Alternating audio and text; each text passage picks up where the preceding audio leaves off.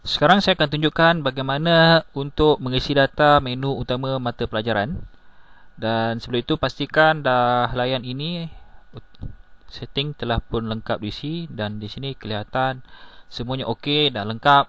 Dan kalau dilihat kepada mata pelajaran pula terdapat beberapa item yang belum lengkap. Contohnya bahasa Melayu 1 dan juga matematik.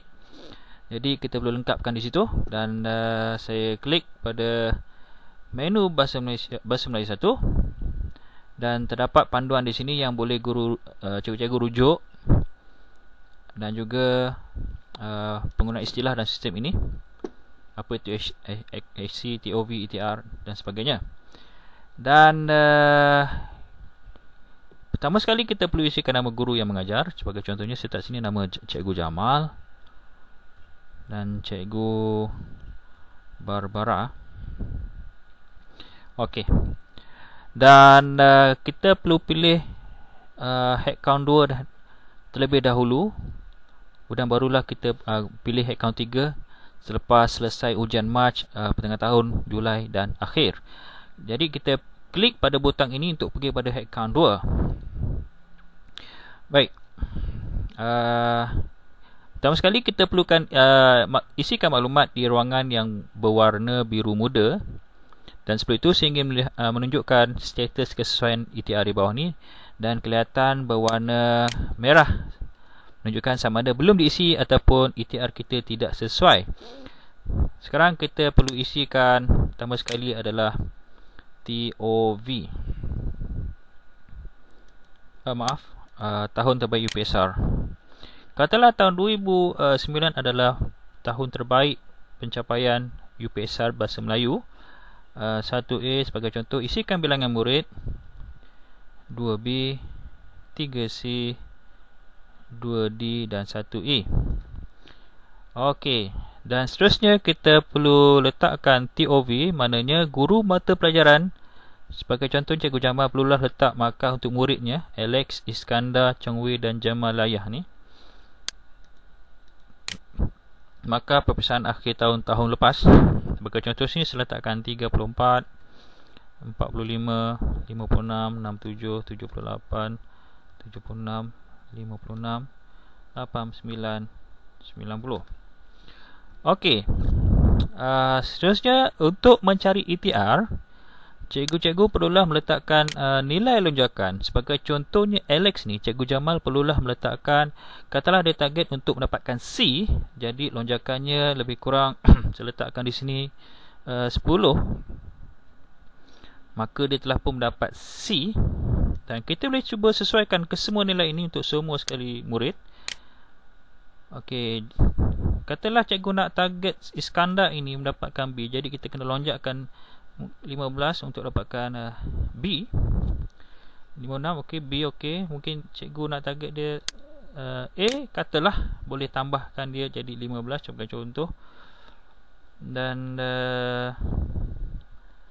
saya rasa sesuai sudah ni. Dan cikgu boleh adjust nilai lonjakan untuk mendapat ETR yang sesuai.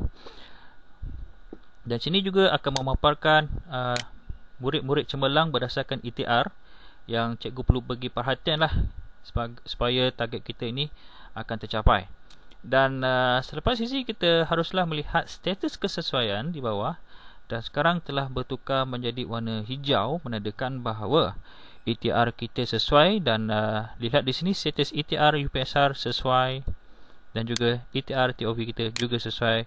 Dan makanya selesai sudah kita punya head count 2. Dan selepas itu cikgu terus rujuk kepada head count 1 untuk tujuan cetakan. Dan sebab kita menggunakan sistem komputer, jadi kita bermula dengan head count 2. Jika cikgu menggunakan secara manual, mungkin ada sebahagian cikgu akan bermula dengan head count 1. Tidak mengapa. Dan di sini juga akan memaparkan secara lengkap status perbandingan di antara ETR TOV dan ETR UPSR. Dan boleh dicetak. Hanya klik butang preview dan cetak di atas. Lepas mengisi head count 2, cikgu boleh rujuk kepada PM2 sini untuk digabungkan dengan rajah-rajah yang lain dan juga bergraf Dan dilihat di sini bahawa ini adalah graf yang ada untuk panduan guru melihat pencapaian. Cuma di sini saya telah pun mengisi markah terlebih awal Mac, tengah tahun, Julai dan akhir.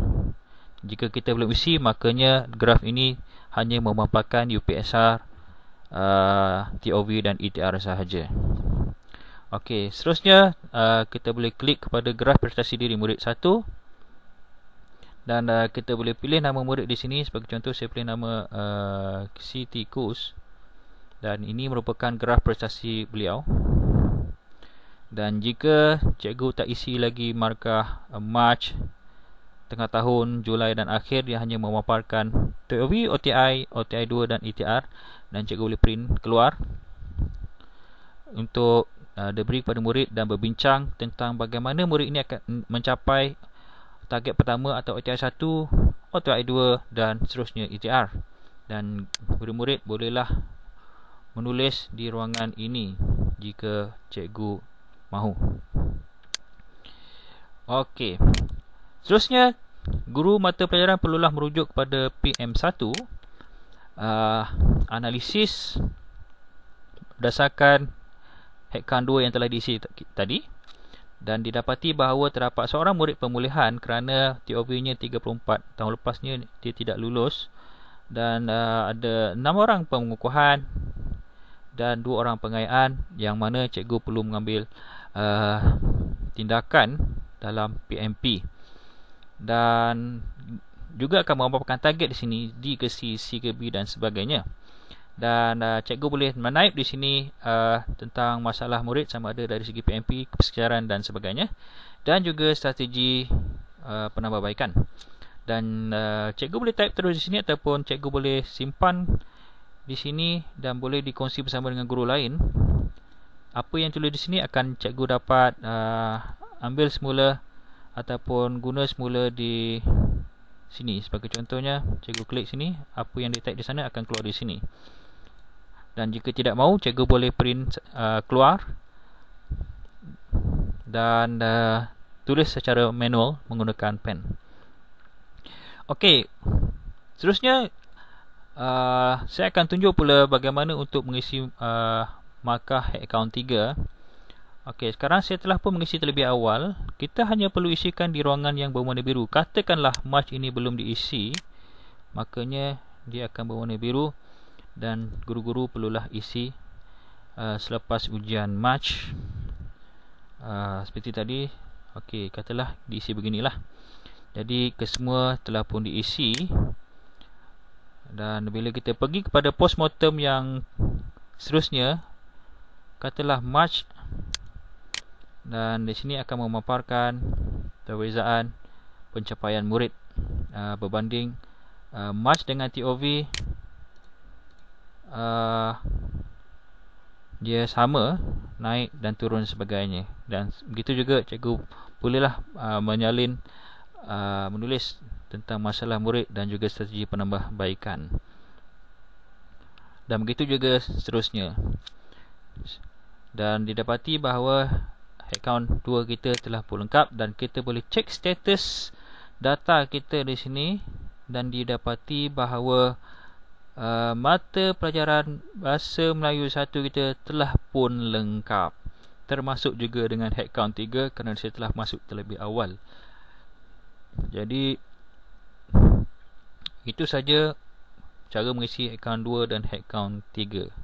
Seterusnya saya akan tunjukkan pula bagaimana untuk mengisi data markah matematik.